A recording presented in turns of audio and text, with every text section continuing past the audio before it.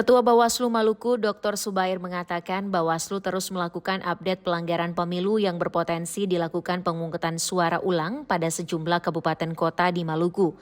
Menurutnya sampai hari ini 20 Februari 2024 sedikitnya ada 58 TPS yang berpotensi dilakukan pemungutan suara ulang. Untuk pelanggaran pemilu yang berpotensi untuk dilakukan pemungutan suara ulang, kita telah melakukan upaya pengkajian dan sampai pada mengeluarkan rekomendasi kepada KPPS untuk melakukan PSU.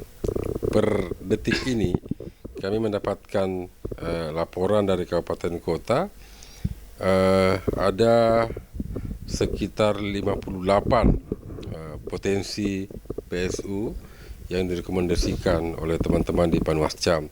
Ada yang sudah dikeluarkan rekomendasinya, ada yang masih dalam proses.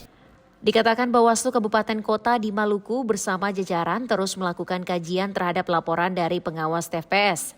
Potensi PSU disebabkan adanya temuan dugaan kecurangan. Selain itu adanya temuan KPPS yang melakukan pencoblosan surat suara sisa. Di samping itu temuan lainnya berupa pemilih yang tidak terdaftar sebagai pemilih daftar tetap. Daftar pemilih tambahan dan daftar pemilih khusus diberi izin melakukan pencoblosan.